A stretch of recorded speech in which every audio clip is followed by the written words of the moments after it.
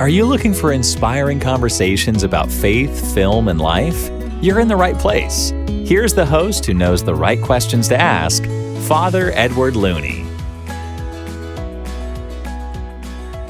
Hey everybody, it's Father Edward, and I'm grateful you're tuning in again for another conversation. I love having conversations about film and documentaries and what you can consume, out there. And tonight, this is releasing on December 18th. Tonight, there is a show on PBS World, and over the next few days, another show, the same show, will be re-airing on PBS World, and it is a documentary called The Hollywood Priest. It's about Father Bud Keiser, and I'm grateful to Father Tom Gibbons, who is the writer, director, and producer of the documentary, for joining me today just to talk a little bit about Father Bud and to raise awareness that this is going to be airing. And I wrote a piece several months ago about Father Bud, and I hope that people will tune in because I think it's a really an inspiring story of a priest. So thanks so much, Father Tom, for joining me. Great. Thanks for having me, Father Ed. Appreciate it.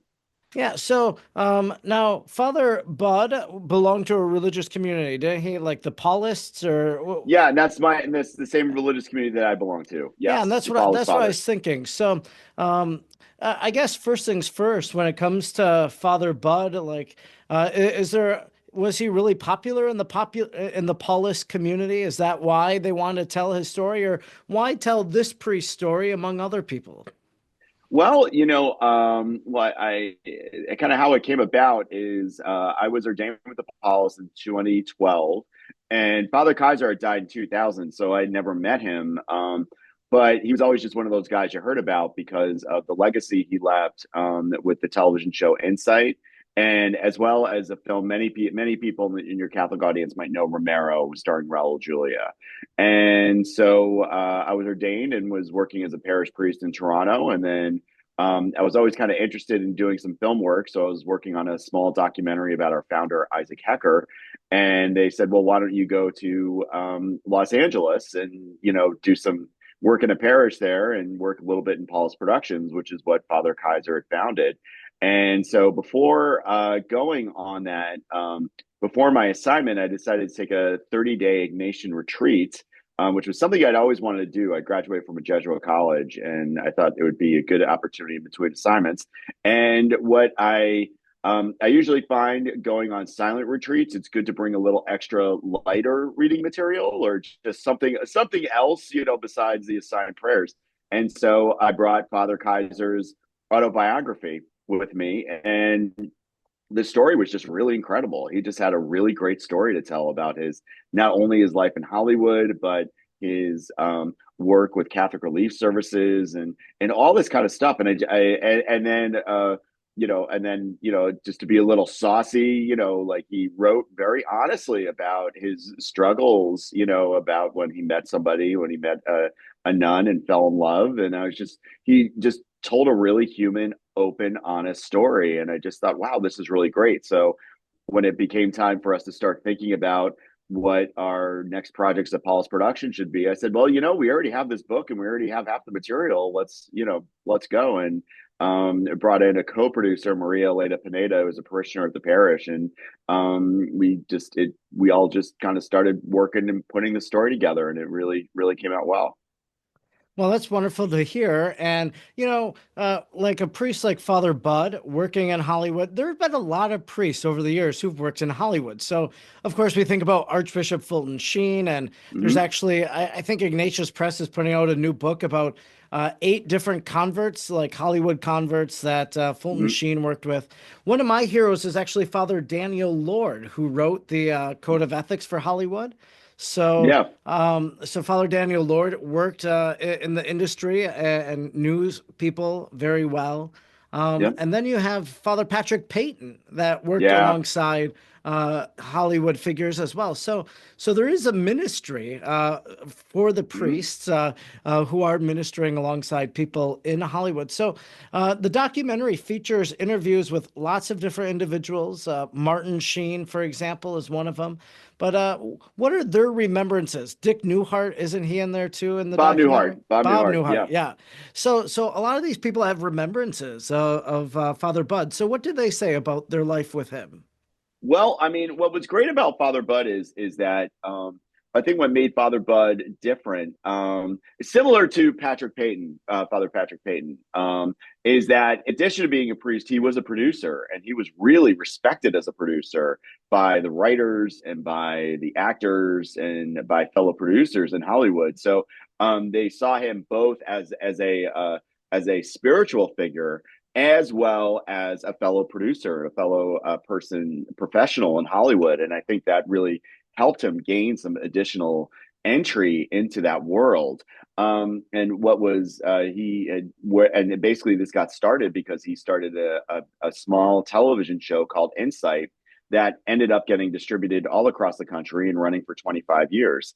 And what all these actors, whether they were Catholic or Christian or Jewish or no faith or whatever, at some point, like in the 60s, 70s, and 80s, if somebody was trying to break into Hollywood, they would often do an Insight episode, or someone was established, they would also do an Insight episode. And what was, and they all talked about just how open they said two things. One, how open and welcoming he was to everybody, no matter what their background was. But also, whenever it came time to give the actors their checks, he would always hold on to the check and say, if you want to donate the check back to the Paul's Fathers. And the funny thing about that second story is every single actor that we interviewed for this film brought that story up without us asking them.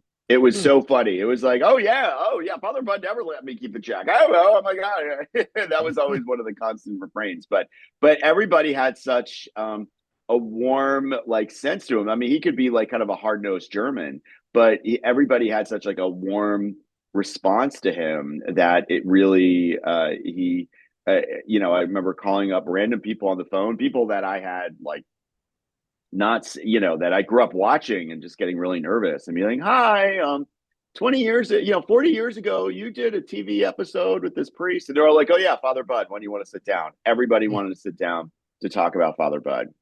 Yeah, that's wonderful.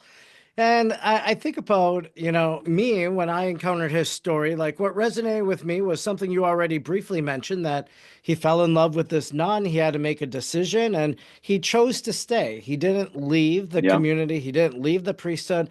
And I just thought that was a powerful statement because I've known lots of priests who have left ministry. Hmm. It seems like every few months I hear of somebody that I went to school with has left the Yeah. priesthood or whatever. And so I just was really impressed by that. And so that's why I penned my piece, The Priest Who Almost Left, and just really to encourage people to maybe turn to a priest like him and maybe, we believe in the communion of saints. He's not canonized or Hmm. anything, but maybe ask him to pray for the priest, who's Mm. thinking about leaving or something like that. But so I think there's something in the movie for a priest like myself. Hmm. If another priest catches this, wants to watch it. But I'm thinking too about the lay people. So, Mm. the average person who's going to turn on to PBS and maybe, there's going to be people who tune in because it's a Catholic show. They want to learn about Mm. Father Bud, but you're going to get all types of different people tonight and the next few days that watch this that maybe don't care about the Catholic faith or whatever, but they hear the story of Father Bud. And how do you think his story is going to speak to them? Well, one of the great things about Father Bud's story, especially when we're putting the film together, is that we realize that there's so many doors in which you can enter into it. So, like I like to say, if you very interested in television history, just the history of television, this is a great movie for you. If you're very interested in social justice, because in the second half of Father Kaiser's life, he really devoted a lot of his ministry to working with the poor, particularly during the famine in Africa, and then working for justice issues in El Salvador. So that is very inspirational. If you're interested in just the spiritual journey of someone who struggles, and I think that was one of the great things about Father Bud. He was very honest about his struggles. Like he didn't try to like paint a coat of piety or anything. It's like, no, this is really hard. This is, I pray, this is really important. But, he's very honest about his struggles. And we've taken this film to really secular film festivals all across the country. We were in Kevin Smith's film festival in New Jersey. Kevin Smith, who did Clerks and Chasing Amy and all those films. And I'm a New Jersey guy, so I was kind of excited to to go to Kevin Smith's film festival. And people were coming out just going, "This is such a great story," and these were people who are the most secular of the most secular, and it was just. But we've just gotten a lot of positive response for it, and that's one of the reasons why we're so glad that we have this partnership with PBS. Is that we brought them a good story. Our whole mantra when we're making this is we're not making a Catholic story about Hollywood. We're making a Hollywood story about a Catholic. But by inviting everybody in, it really kind of exposes everybody to Father Bud's prayer life and his struggles and his ministry, and really a central theme to the piece is where. One of the things that Father Bud kind of learned along the way is just the importance, particularly in our Catholic faith, of ministering to and with the poor. That Father Bud's living this glitzy life in Hollywood and hanging out with all the stars, but his life really takes a turn when he starts focusing his energies and integrating his energies in ministry to the poor. So I think there's a lot of different entry points. We have Jewish people who love this film, which is great. We really want everybody to come on down. Yeah. Wow. So it appeals to a whole range of people, right? And for me, I'm thinking about high school. I was in high school Spanish class. Mrs. Johnson was our teacher, and we watched the movie Romero. Yeah. And now here I am, a Catholic priest, all these years later. And when I watched this documentary, I had no clue that the producer of Romero, or the director producer, I had no idea he was a Catholic priest. And so that was profound to me. So how did his fascination with Romero come about? And isn't Romero, he's blessed, or is he saint now? He is saint, yes. Okay. I had the honor of going to Rome in 2018 and going to Romero's canonization. It's kind of a representative of the film, because we know how important the film was to really spreading Romero's story. Not saying he wouldn't have been canonized as saint otherwise, but we know how many people got to know about Archbishop Romero thanks to the film. And so how he got it, I think what happened was, he was kind of a little bit of a crossroads in his life. And he had been working with Catholic Relief Services, and really just, I think the African famine really shook him, and it really kind of made him rethink that, not that he was ever closed off to the issues of people who are suffering, but I think it really brought it home in a new way. And he started asking, how can I integrate this experience and of people who are truly suffering and in many cases in injustice? How can I integrate that into my ministry here in Hollywood? And then it was around that time that Archbishop Romero was assassinated, and the writer John Sacred Young and some other people forwarded Father Bud the article about Archbishop Romero's assassination. And at that time, Father Bud was even thinking about doing television movies, and then there's something about that story that just really, really grabbed him. Hollywood Priest, the story of Father Bud Keiser, will be on PBS World over the next coming days, including today, Wednesday, December 18th at 7 p.m. Eastern Time, 4 p.m. Pacific. Wednesday, 12/18 at 9 p.m. Pacific Time.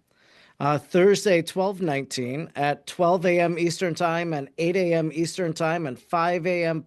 Pacific Time. And then on Christmas Day, interesting that they want to tell this story. Yes.